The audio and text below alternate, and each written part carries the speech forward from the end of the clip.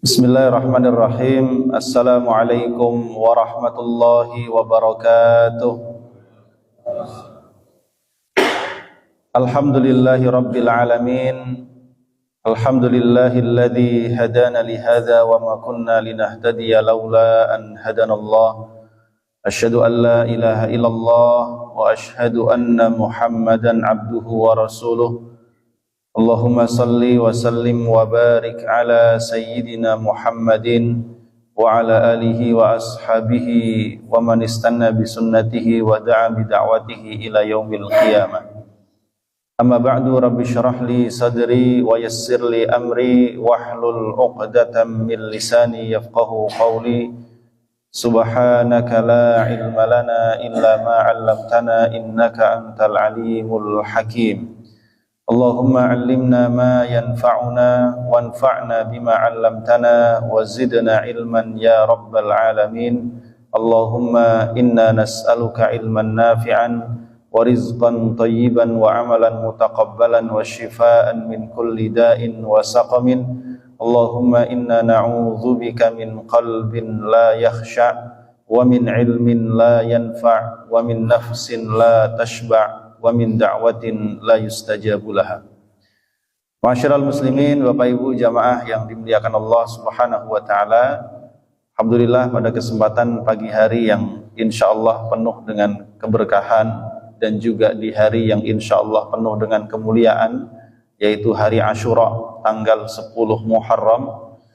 Mudah-mudahan Allah senantiasa mencurahkan rahmatnya, hidayah dan juga karunia-Nya kepada kita semua, agar kita dimampukan untuk senantiasa taat dan patuh kepada Allah dalam menjalankan perintahnya, menjauhi larangannya. Dan mudah-mudahan bagi bapak-bapak, ibu-ibu yang hari ini melaksanakan puasa Asyura, ya, mudah-mudahan mendapatkan apa yang dijanjikan oleh Rasulullah SAW. Saumu yaumi Asyura ahtasibu 'ala Allah an yukaffiras sanah al-madiyah. Saya berharap, kata Rasul, puasa di hari Asyura dapat menghapuskan dosa setahun yang lalu.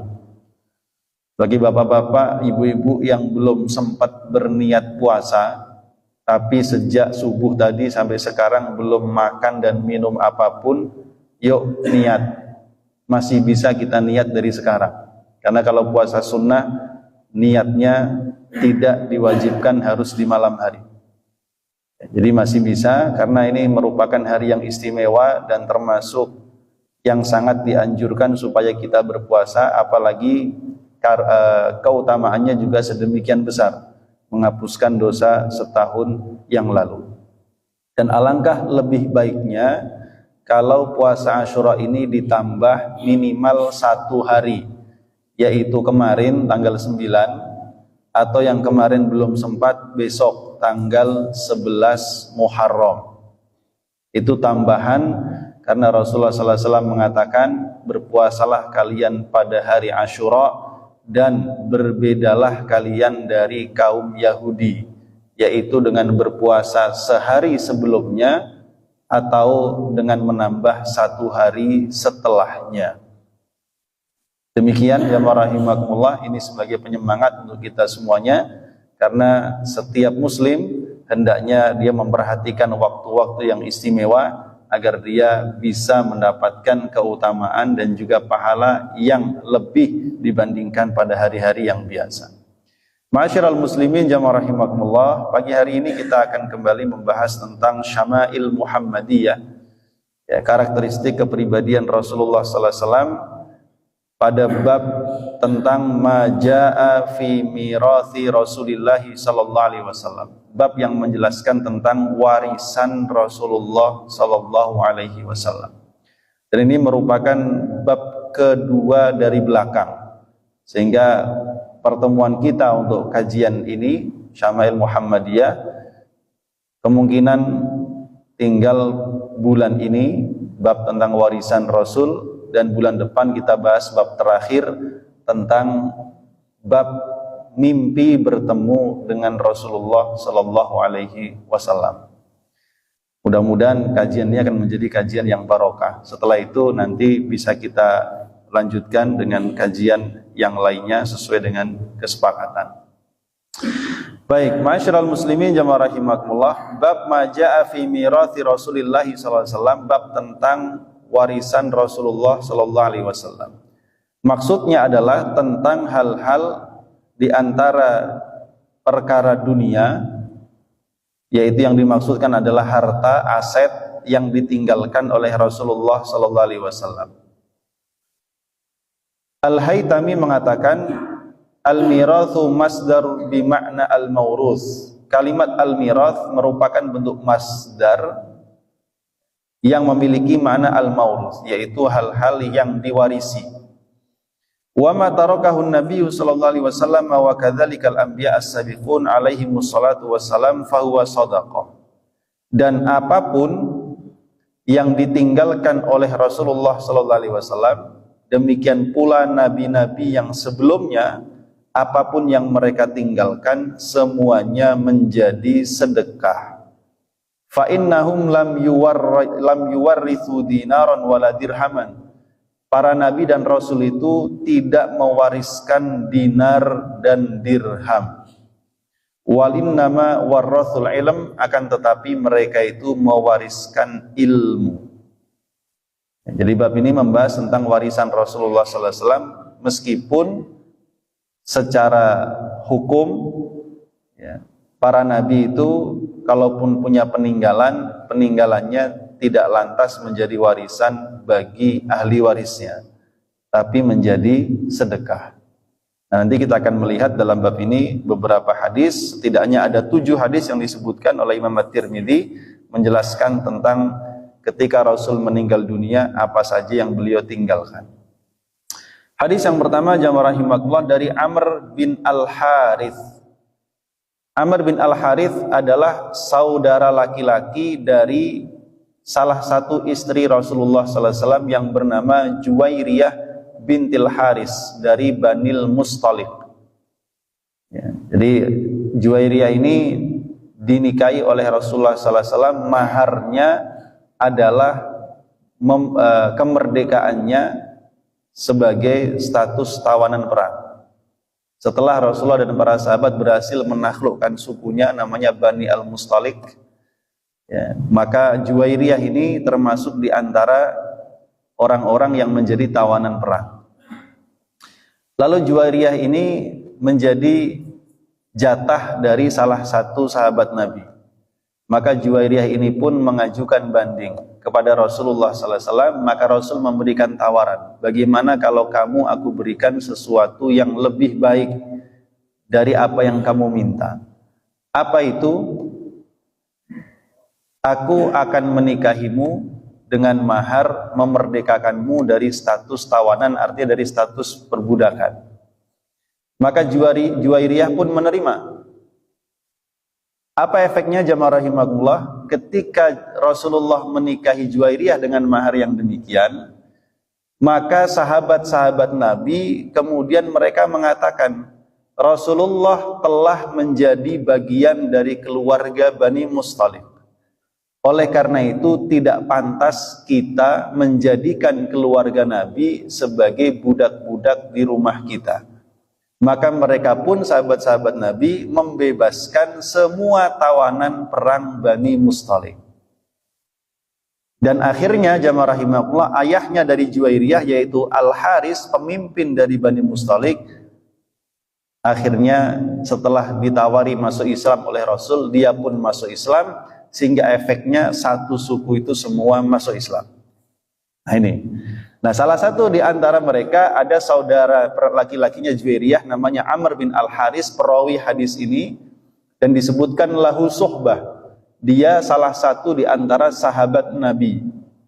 Meskipun dalam urusan periwayatan hadis, Amr bin Al-Haris ini disebutkan sangat sedikit hadis-hadis yang diriwayatkan yang sampai kepada kita. Nah, ini menunjukkan hadis ini diriwayatkan langsung oleh berarti saudara ipar Rasulullah sallallahu alaihi wasallam.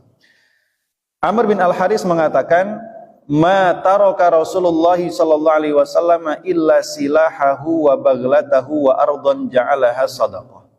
Rasulullah SAW tidak meninggalkan apapun, maksudnya warisan, illa kecuali silahahu, kecuali senjata-senjatanya, yaitu hal-hal yang biasa beliau pakai ketika berjihad, pedangnya, tombaknya, pakaian perangnya, dir', ya, pakaian perang, mighfarnya, topi, kemudian harbah itu tombak tapi kecil.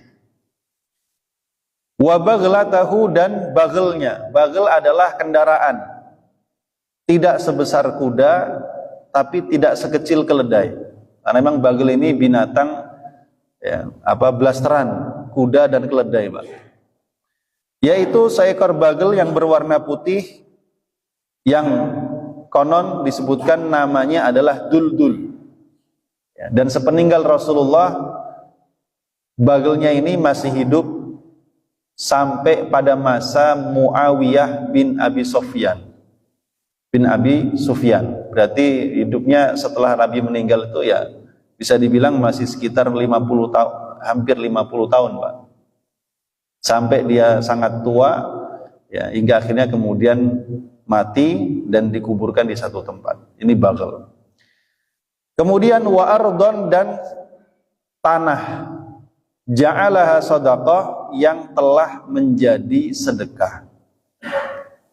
Jadi yang disebutkan di sini oleh Amr bin Al-Haris hanyalah tiga hal. Dan para ulama mengatakan hal ini menunjukkan betapa sedikitnya peninggalan Rasulullah Sallallahu Alaihi Wasallam. Meskipun kalau dirinci nanti ada beberapa hal yang lain, tapi juga kadang tidak layak disebut sebagai warisan.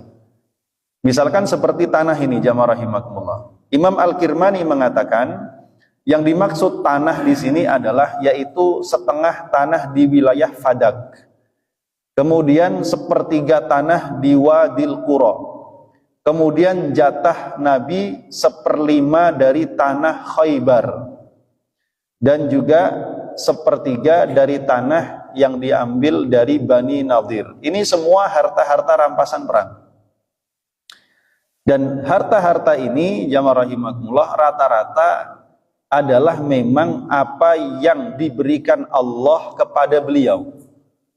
Wa'lamu annama ghanimtum min syai'in fa inna lillahi khumusahu walir rasul walidil qurba wal yatama wal masakin wabnis sabil. Bahwa apapun yang kalian ambil dari proses peperangan yang disebut harta ghanimah, maka 1/5-nya menjadi hak Allah dan Rasulnya, yang dengan itu akan dibagi hasilnya kepada kerabat Nabi, keluarga Nabi, ahlul baitnya, kemudian anak yatim, orang-orang miskin, dan juga ibnu sabil, musafir-musafir yang kehabisan bekal. Itu 1/5. Baru 4/5-nya dibagi untuk para mujahidin yang ikut perang. Itu kalau perangnya terjadi pertempuran, Pak. Seperti perang Badar, perang Uhud, terjadi pertempuran. Ada korban. Adapun kalau peperangan yang tidak menimbulkan korban, seperti Bani Nadir, Yahudi Bani Nadir, itu dikepung oleh Rasulullah SAW selama 15 hari. Tidak ada pertempuran, tidak ada perlawanan, dan mereka akhirnya menyerah. Nah, di sini hukum harta mereka, ya, setelah mereka diusir, hartanya menjadi rampasan perang. Namanya bukan ghanimah, tapi namanya fai'. Nah, harta fai' ini sepenuhnya menjadi hak Rasulullah Sallallahu Alaihi Wasallam. Itu hukumnya begitu. Nah, makanya di sini Rasul mendapatkan 1/3 atau mengambil 1/3 dari jatah tanah yang diambil dari Bani Nadir. Nah, tanah-tanah ini jamaah rahimakumullah selama hidup Rasulullah SAW itu bukan digunakan untuk memperkaya diri sendiri, tapi kemudian dikelola tanah-tanah ini, dan hasilnya tadi memang Rasul mengambil sekedar kebutuhan bagi dirinya dan keluarganya. Ya. Kemudian digunakan untuk menafkahi, diantaranya ada ahlus suffah, sekitar 80 orang yang tinggal di masjid. Mereka fakir miskin, dan diantaranya orang-orang yang pengen fokus belajar agama kepada Rasulullah SAW. Kemudian untuk tadi anak yatim, fakir miskin, dan orang-orang yang membutuhkan. Ya, meskipun statusnya itu milik Rasul, bukan berarti hak milik itu milik pribadi, tapi hak milik untuk dikelola. Begitu pula disebutkan jamaah rahimakumullah oleh Ibnu Sayyidin Nas bahwa Rasulullah SAW ketika meninggal dunia meninggalkan 2 pakaian hibarah, kemudian sarung uman. Ini barang-barang yang rata-rata impor, berasal dari luar negeri. Wa thawbaini suhariyaini, 2 pakaian untuk musim panas. Wa qamisan suhariyan, gamis musim panas. Wa akhar sahuliyan, kemudian jubah yamaniyah, ini jubah berasal dari Yaman, ini yang harganya mahal sampai sekian dinar, dan ini juga hadiah, Rasul nggak beli. Kemudian wa khamisah wa kisa abyad, kain berwarna putih. Wa qalanis sigharan latiyah thalathan aw arba', qalanis semacam penutup kepala kecil, jumlahnya 3 atau 4. Wa milhaqah muwarrasah, dan semua itu jamaah rahimakumullah tentu adalah barang-barang yang tidak layak disebut sebagai warisan. Kira-kira kalau orang meninggal dunia, apakah pakaiannya juga disebut warisan, Pak? Kan enggak termasuk dihitung. Ya, karena dia tidak termasuk sebagai barang-barang, dianggap barang-barang yang berharga. Nah, demikian jamaah rahimakumullah, Rasulullah SAW adalah seseorang yang hatinya itu diberikan sifat al-istighna, yaitu sifat merasa cukup atas setiap pemberian Allah Subhanahu wa ta'ala. Kalau seandainya Rasul itu mau harta kekayaan, Pak, Allah sudah pernah menawarkan bahwa Rasul akan diserahi kunci-kunci segala macam kekayaan dunia, tapi Rasul menolak. Nah, ini menandakan bahwa Rasulullah SAW adalah seseorang yang hidup secara bersahaja, sangat sederhana, dan tidak memperkaya diri. Bahkan kalaupun beliau memiliki harta kekayaan, beliau lebih banyak menyedekahkannya kepada orang-orang yang membutuhkan. Seperti yang sudah pernah kita jelaskan dulu tentang bab sedekahnya Rasulullah SAW. Sampai Rasul pernah dalam satu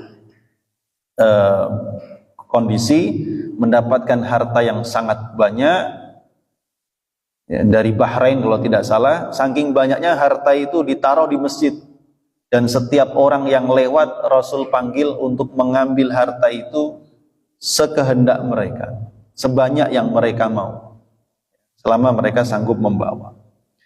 Sehingga dalam hadis ini jamaah rahimakumullah, Rasulullah SAW adalah seseorang yang benar-benar hidup dalam kondisi zuhud. Zuhud bukan berarti tidak punya harta, tapi zuhud adalah menjadikan harta itu di tangan, bukan di hati. Sehingga kita melihat kehidupan Rasul lebih banyak memberi daripada menyimpan. Ini zuhud namanya. Ya, ciri-ciri orang zuhud adalah ketika dia mendapatkan harta, harta itu tidak lantas membuat dia berbahagia. Kalaupun dia bahagia, bahagianya karena bersyukur kepada Allah. Dan kalaupun harta itu hilang darinya, diinfakkan, disedekahkan, atau mungkin hilang dengan cara yang lain, hal itu juga tidak membuat dia bersedih, karena dia meyakini segala sesuatu adalah milik Allah, maka harus dikeluarkan di jalan Allah. Sehingga Rasulullah SAW di sini tidak meninggalkan warisan apapun kecuali hal-hal yang memang menjadi kebutuhan dasar beliau, seperti tadi senjata karena memang itu dibutuhkan sebagai bagian daripada perjuangan dalam memerangi orang-orang kafir yang mengganggu kaum muslimin. Kemudian hanya kendaraan yang biasanya dipakai, dan juga beberapa tanah yang semuanya telah menjadi sedekah. Karenanya kemudian Ibnu Katsir rahimahullah dalam kitabnya Al-Bidayah wan Nihayah, beliau mengatakan, maka dunia dengan segala perhiasannya itu sangat rendah kedudukannya di hati Rasulullah sallallahu alaihi wasallam. Karenanya Rasulullah SAW tidak pernah begitu serius atau sungguh-sungguh ya, mencari atau mengumpulkan harta, apalagi berniat menjadikannya warisan bagi keturunannya. Sama sekali tidak. Dan beliau lebih sering berbagi. Nah, karena itu kemudian jamaah rahimakumullah, pelajaran yang bisa kita ambil, hendaknya kita hidup juga dalam kondisi yang zuhud. Meskipun Allah karuniakan kepada kita harta berapapun itu, hendaknya tidak lantas membuat kita hidup di dalam kemewahan, tapi hidup sekedarnya. Zahidan fid dunya, ya, dalam kehidupan dunia, wa muhibban lil akhirah, dan mencintai kehidupan akhirat. Dan itulah yang dicontohkan Rasulullah SAW kepada kita, dan banyak sekali ayat-ayat yang menunjukkan hal itu. Walal akhiratu khairun laka minal ula. Akhirat itu wahai Muhammad lebih baik untukmu daripada dunia. Dan Rasul membuktikan dalam kehidupannya.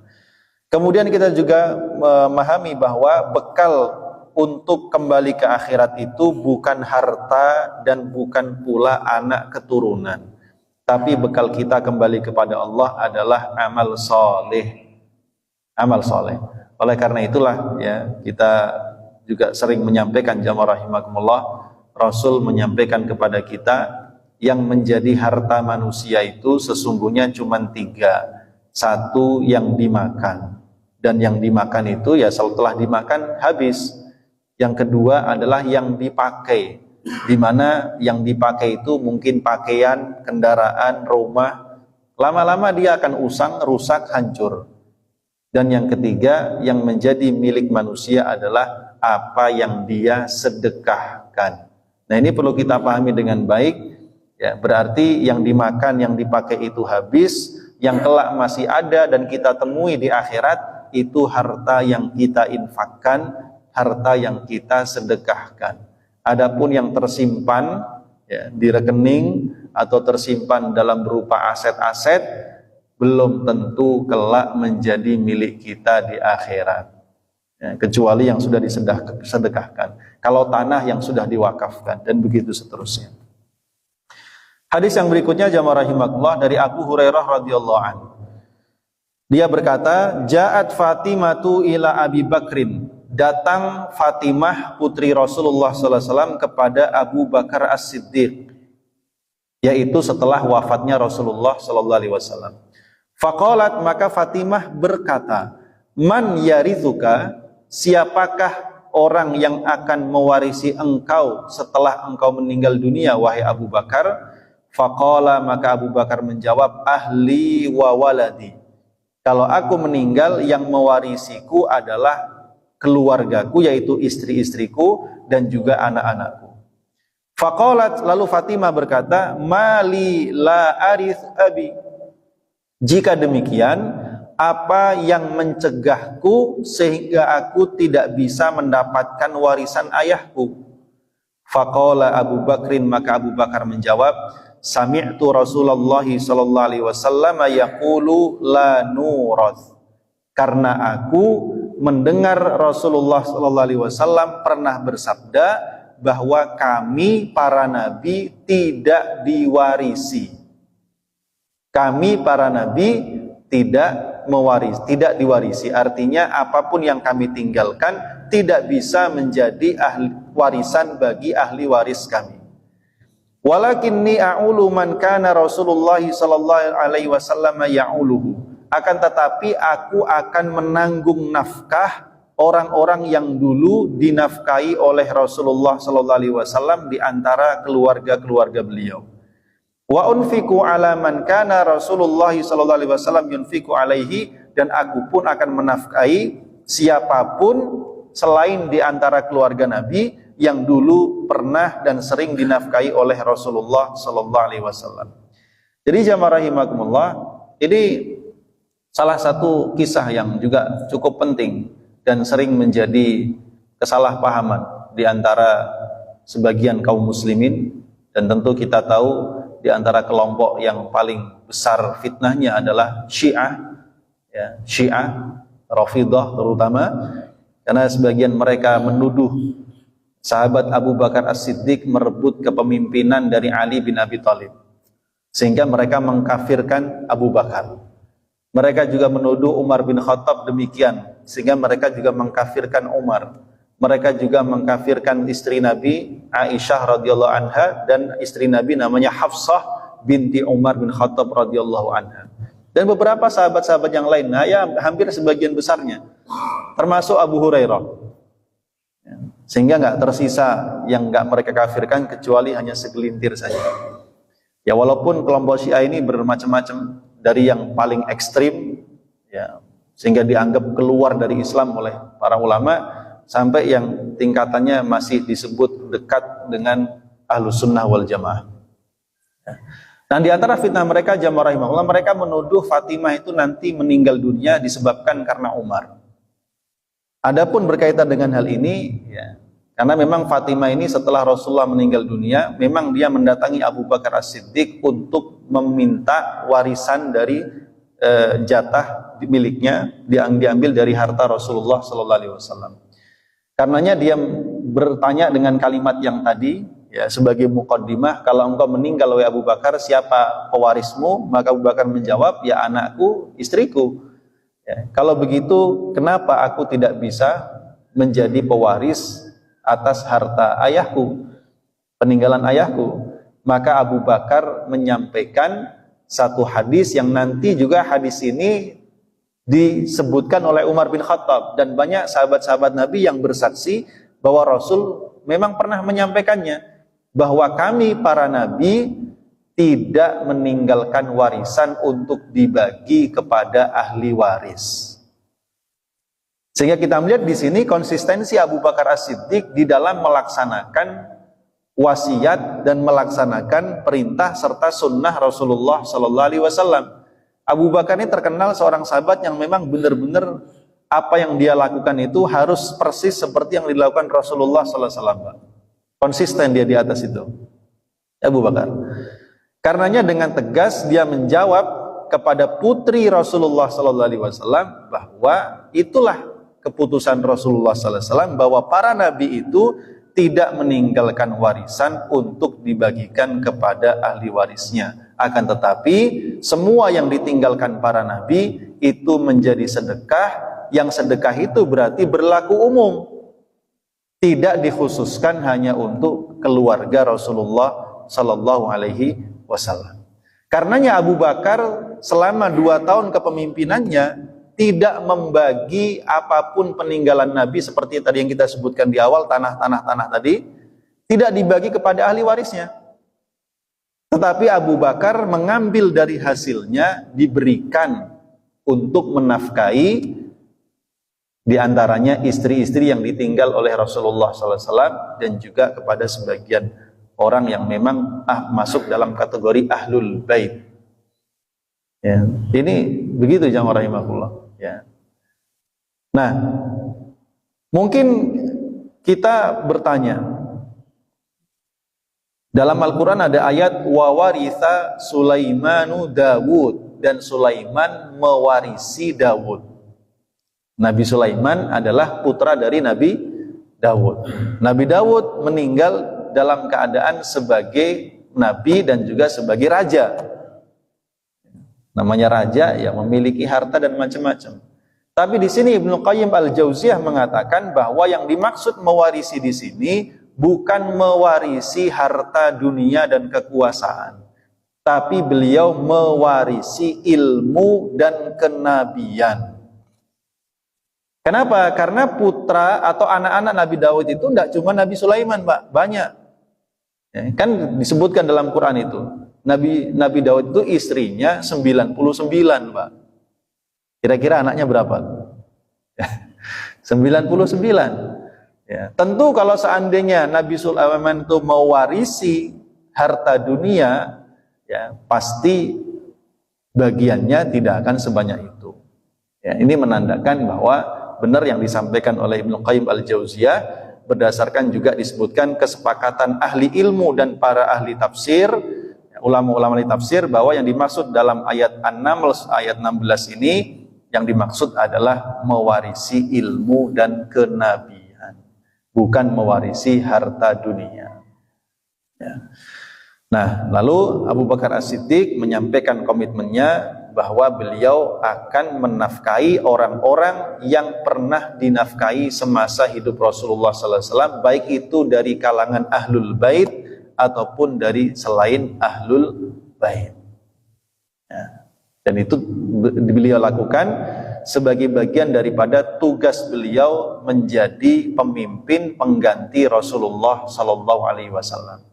Jadi kalau dulu Rasul semasa hidupnya beliau mengayomi orang-orang miskin, anak-anak yatim, ya, orang-orang musafir yang kehabisan bekal, itu pula yang dilakukan oleh Abu Bakar As-Siddiq, persis yang dilakukan oleh Rasulullah SAW.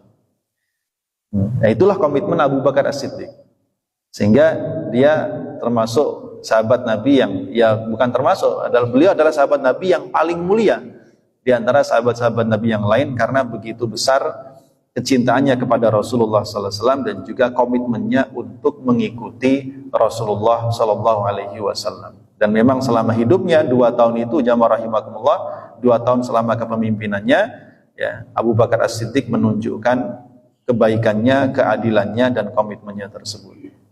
Ya, kalau seandainya itu di zaman sekarang repot, Pak. Karena anak siapa? Anak mantan presiden, misalkan. Ya udahlah, kasih aja. Gak enak sama bapaknya. Abu Bakar itu nggak enak. Ini kan putri Nabi. Ya, Abu Bakar tegas bahwa tidak ada. Bahkan disebutkan dalam sebuah riwayat yang lain, ya, setelah itu Fatimah itu bisa dibilang marah, Pak, dan tidak menemui Abu Bakar As-Siddiq sampai meninggal dunia, sekitar 6 bulan. Jadi jarak antara wafatnya Nabi dengan Fatimah itu 6 bulan. Dalam riwayat yang lain dari Asy-Sya'bi, ketika Fatimah itu sakit, ya, jadi katakan kenapa ini sakit, ya, kenapa? Karena sedih ditinggal ayahnya, kemudian dia sakit, dan ketika sakit keras itu menjelang wafatnya, Abu Bakar sempat mengunjungi, ya, menjenguk, membesuk dia, dan meminta izin kepada Ali bin Abi Thalib. Lalu Ali bin Abi Thalib datang kepada istrinya menyampaikan bahwa Abu Bakar ada di depan rumah meminta izin untuk menemuimu. Maka Fatimah pun memberikan izin, dan Abu Bakar di situ, ya, macam-macam berbicara dan lain sebagainya. Intinya minta keridhaan daripada Fatimah, dan akhirnya Fatimah pun ridho, dan setelah itu tidak lama Fatimah meninggal dunia. Ini peristiwa sejarah, jamaah rahimakumullah. Para ulama mengatakan, apakah sikap Fatimah yang seperti demikian dianggap sebagai bentuk perbuatan yang buruk, atau kan dalam hadis tidak halal bagi seorang muslim mendiamkan saudaranya lebih dari 3 hari, Pak. Nah, ini disebutkan 6 bulan. Apakah itu yang dilakukan Fatimah? Para ulama mengatakan bukan itu yang dilakukan. Ya, karena Fatimah di sini marah adalah tentu kemarahan pribadi yang kemudian tidak membuat dia tidak mau bertegur sapa dengan Abu Bakar. Cuman dia tidak bisa untuk bermajelis bersama dengan Abu Bakar As-Siddiq. Dia lebih memilih menghindar. Itu sehingga para ulama mengatakan dia tidak melakukan sesuatu yang diharamkan di dalam agama Islam. Ya.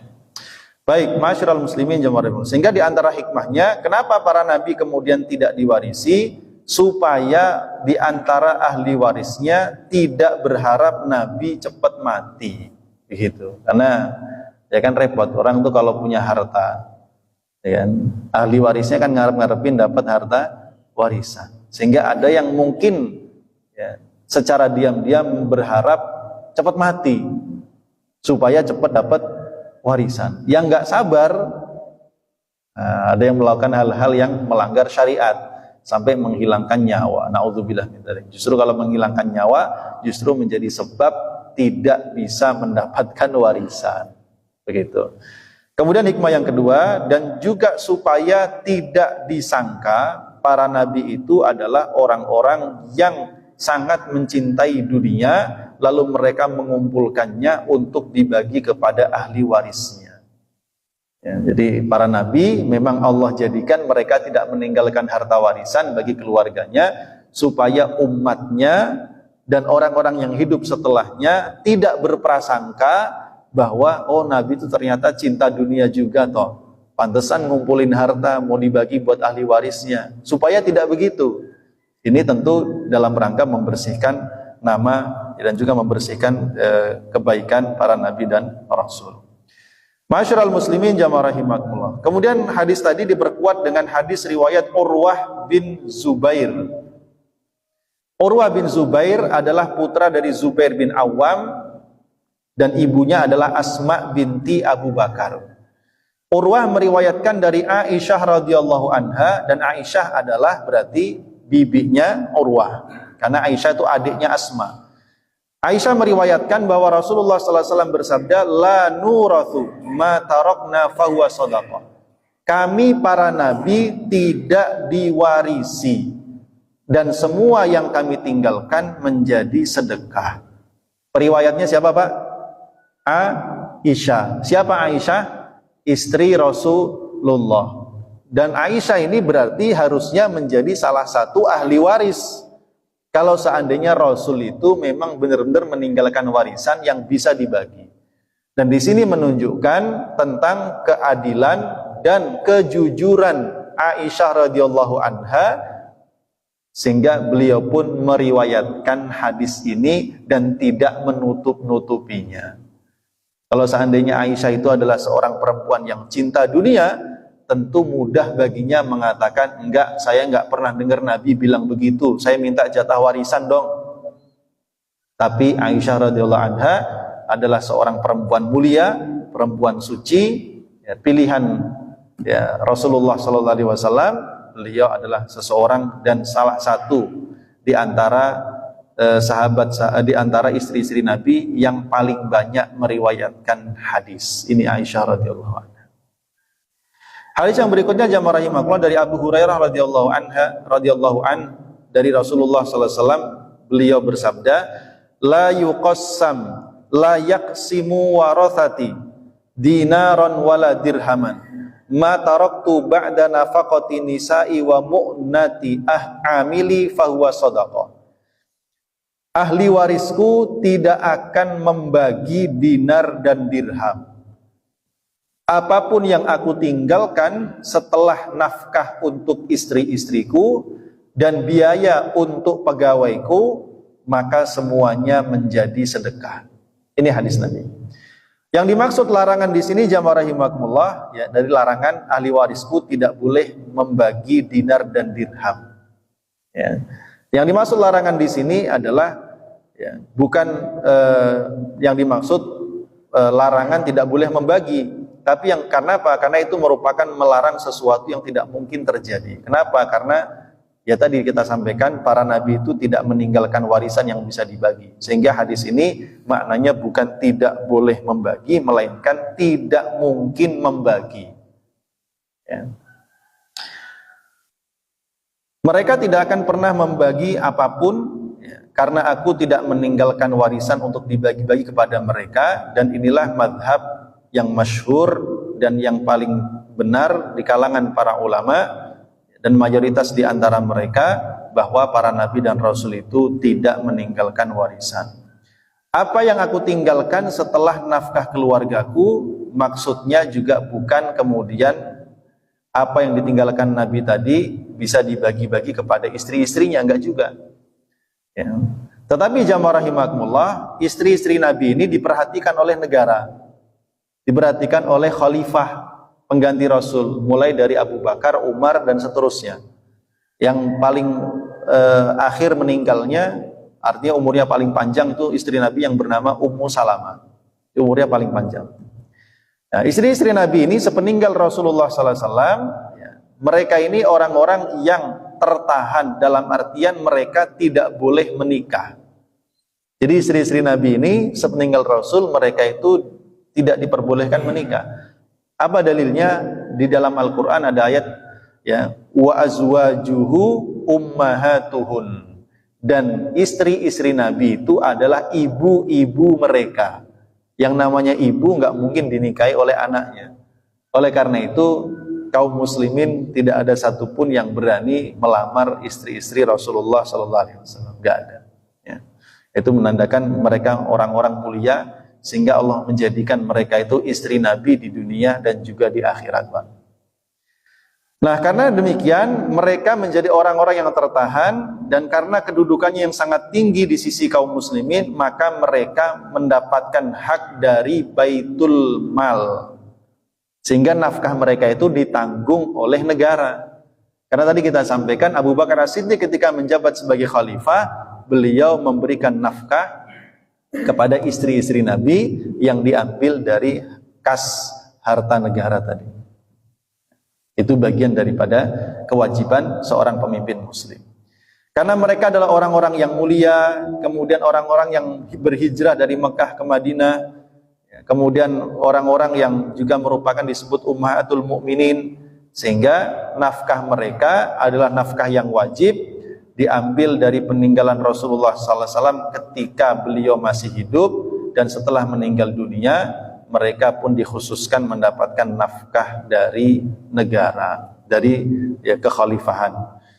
Bahkan mereka tetap diizinkan secara khusus tinggal di rumah-rumah mereka sampai mereka meninggal dunia. Setelah meninggal dunia, makanya itu di bekasnya nggak ada, Pak. Semuanya menjadi perluasan Masjid Nabawi. Karena memang kemudian tidak, kalau meninggal dunia rumahnya diwarisi oleh ahli warisnya, enggak. Ya, seperti Ummu Salamah. Ummu Salamah itu punya anak dari suaminya yang pertama, namanya Abu Salamah. Dan beberapa istri Nabi yang lain juga begitu. Ada yang sebagian punya anak dengan suami yang sebelumnya, kecuali Aisyah. Ya. Baik, ma'asyiral muslimin jamaah rahimakumullah. Kemudian apa yang aku tinggalkan setelah nafkah bagi istri-istriku dan juga setelah biaya untuk pegawaiku, maksudnya pegawai di sini adalah pemimpin pengganti Rasulullah Sallallahu Alaihi Wasallam, yaitu Abu Bakar dan Umar. Karenanya dalam riwayat disebutkan Abu Bakar dan Umar ini mengambil atau katakanlah mendapat jatah dari Baitul Mal secukup yang diperlukan untuk kebutuhan dirinya dan keluarganya. Ya, ini kita tahu seperti kalau Abu Bakar orangnya lebih sederhana, ya, dan sangat kita tahu sedekahnya luar biasa. Umar bin Khattab begitu menjadi pemimpin, dia meninggalkan pekerjaannya berdagang, sibuk siang malam mengurus urusan kaum muslimin sampai sekitar 12 tahun. Hingga ketika di awal-awal kepemimpinannya hartanya habis, ya, istrinya bilang, kita sudah tidak punya apa-apa lagi untuk dimakan, karena sejak engkau dibaiat sebagai khalifah, engkau tidak lagi berdagang. Oleh karena itu, mintalah kepada Baitul Mal sesuatu yang mencukupi kebutuhan kita. Ini usulan istrinya. Dan Umar bin Khattab tidak berani, Pak. Maka beliau bermusyawarah dengan sahabat-sahabat senior. Umar itu punya namanya Ahlul Halli wal Aqdi, sahabat-sahabat pilihan yang diambil dari 10 orang yang dijanjikan masuk surga, ditambah ahli-ahli Quran. Itulah yang selalu diajak musyawarah Umar untuk memberikan keputusan kalau ada urusan-urusan negara. Termasuk dalam urusan ini, Umar meminta izin kepada mereka untuk mengambil sedikit dari Baitul Mal yang mencukupi kebutuhan dirinya dan keluarganya, baik berupa makanan ataupun pakaian. Maka dia pun diizinkan. Maka dia hanya mengambil pakaian itu, satu pakaian musim panas, satu pakaian musim dingin, Pak. Dan makanan yang mencukupi keperluannya. Sehingga kita tahu beberapa tahun kemudian ketika pasukan Abu Ubaidah bin Jarrah berhasil menaklukkan bumi Syam, Palestina dan sekitarnya, Umar datang menaiki ontanya dengan pembantunya yang itu jalannya gantian. Kalau yang satu naik, satu nuntun, gantian. Dan sampai di sana Abu Ubaidah melihat pakaian Umar itu penuh jahitan, Pak. Ini termasuk kezuhudan Umar bin Khattab. Jadi dia nggak bermewah-mewah dengan itu semua. Ya. Inilah diantara teladan-teladan yang diberikan oleh orang-orang mulia. Nah, oleh karena itu kemudian jamaah rahimakumullah, berarti apa yang ditinggalkan Rasul berupa tanah tadi itu benar-benar memang dikelola oleh negara, hasilnya dimasukkan ke dalam Baitul Mal, dari situ kemudian diberikan nafkah kepada orang-orang yang tadi ditinggalkan Rasulullah SAW, istri-istrinya, mungkin juga sebagian kerabat-kerabatnya, lalu kemudian untuk kebutuhan-kebutuhan yang lain, menyantuni fakir miskin, anak yatim dan lain sebagainya. Ibnu Hajar al-Asqalani mengatakan hadis ini menunjukkan tentang disyariatkannya memberikan upah kepada siapapun orang yang bekerja dan memberikan manfaat kepada kaum muslimin. Ya, bekerja memberikan manfaat kepada kaum muslimin. Ya, makanya kalau pejabat-pejabat negara katakan begitu, itu mendapatkan gaji dari negara, ya memang sudah sepantasnya. Ya, memang sudah sepantasnya. Tapi memang tidak layak kalau mereka kemudian bermewah-mewah di atas penderitaan rakyat. Itu aja sebenarnya. Mereka berhak mendapatkan, tapi secukupnya, sesuai dengan kebutuhan mereka. Dan tidak sepantasnya mereka bermewah-mewah di atas penderitaan rakyat. Ma'asyiral muslimin jamaah rahimakumullah. Kemudian hadis yang berikutnya, masih ada sedikit hadis lagi jamaah rahimakumullah, kita selesaikan.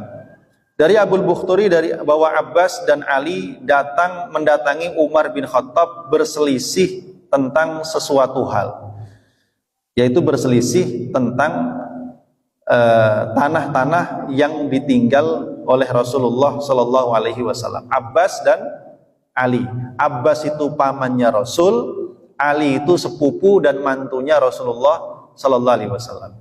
Mereka datang kepada Umar bin Khattab, dan di saat itu Umar bin Khattab bersama dengan beberapa sahabat Nabi yang mereka ini semuanya disebut ahli surga, Pak. Tolhah, Zubair, Abdurrahman bin Auf, Sa'ad bin Mu'adz, Sa'ad bin Abi Waqqas, Sa'ad bin Abi Waqqas. Ketika itu masing-masing orang mengadukan perihalnya. Ya, jadi begini ceritanya. Di masa Umar menggantikan Abu Bakar sebagai pemimpin. Setelah 2 tahun Umar ini menjadi pemimpin, maka Umar melihat tanah yang ditinggal Nabi ini, ya, diserahkan oleh Umar kepada Abbas dan Ali untuk dikelola.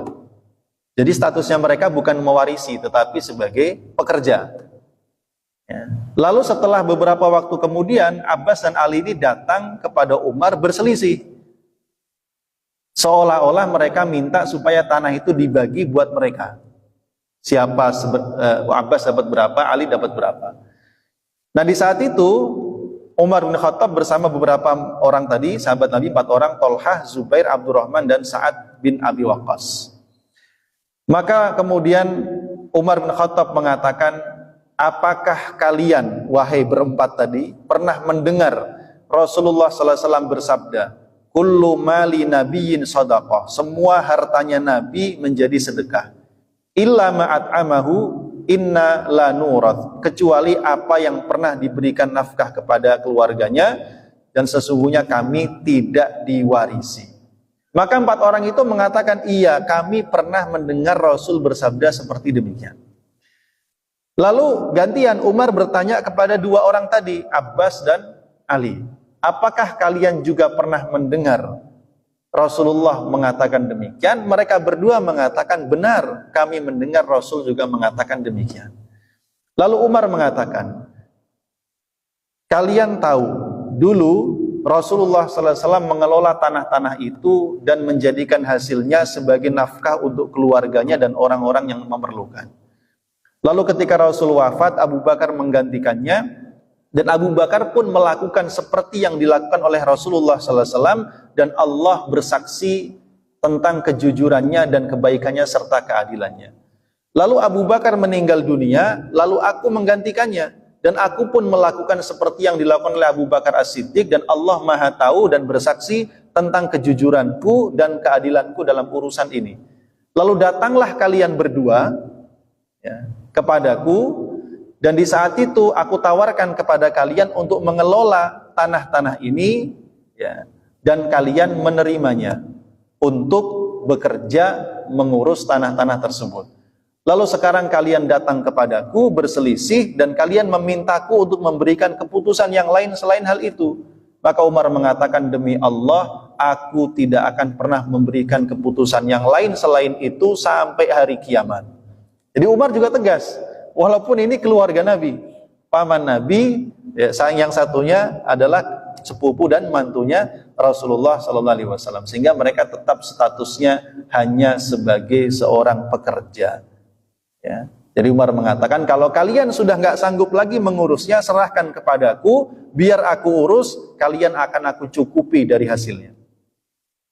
Ya, dan mereka kemudian menyatakan diri, ya, selesai berselisih dan untuk tetap melanjutkan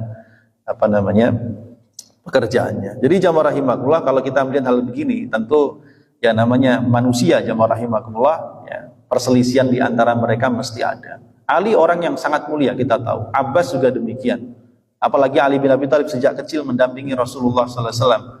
Ya, tapi kita melihat di sini memang ada sedikit, ya, masalah di antara mereka, tetapi Allah damaikan di antara mereka melalui tangan Umar bin Khattab. Dan demikianlah Ali termasuk sahabat Nabi yang sangat zuhud terhadap urusan dunia sebenarnya. Sangat zuhud, ya. Bahkan dia termasuk orang yang tidak memiliki banyak harta. Ya, dan lagi-lagi Umar berdalil dengan hadis bahwa Nabi itu tidak diwarisi. Terakhir jamaah rahimakumullah, hadis dari Aisyah radhiyallahu anha. Rasulullah SAW dia mengatakan, Aisyah mengatakan, ma taraka Rasulullah SAW dinaran wala dirhaman wala syatan wala ba'iran. Rasulullah tidak meninggalkan harta dinar, dirham, tidak pula kambing, tidak pula onta. Ya, jadi Rasul hanya meninggalkan barang-barang tadi yang kita sebutkan dan tidak ada satupun yang menjadi warisan bagi keluarganya. Ya. Nah, yang menarik jamaah rahimakumullah, ada hadis riwayat Abu Hurairah dan menjadi pesan buat kita semuanya. Abu Hurairah suatu hari lewat di sebuah pasar di kota Madinah. Lalu dia berhenti.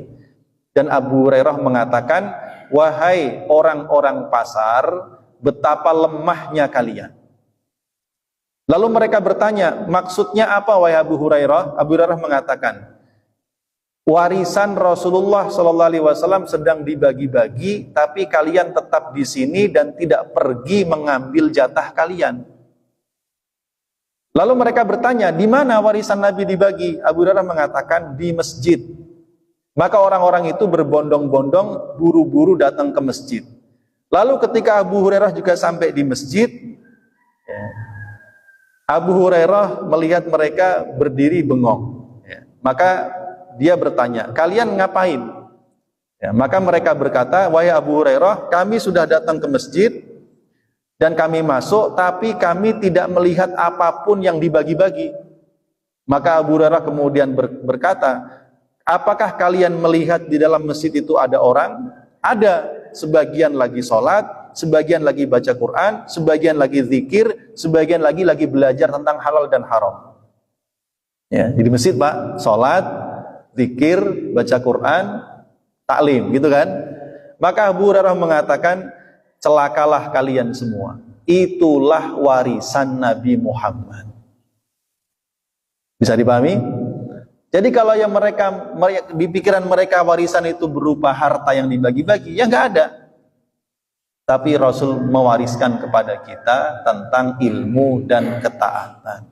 Itulah yang seharusnya diambil oleh kaum muslimin. Karena itu Rasul bersabda, para nabi tidak meninggalkan dinar dan dirham, tapi mereka meninggalkan ilmu. Barang siapa yang mengambil ilmu itu, maka dia telah mengambil bagian yang amat sangat banyak. Wallahu a'lam bishawab. Mudah-mudahan kita termasuk di antara orang-orang yang dapat mewarisi Nabi, di antaranya mewarisi akhlaknya, mewarisi ibadahnya, dan juga mewarisi ilmunya untuk kita amalkan dalam kehidupan dunia. Wallahu a'lam bishawab.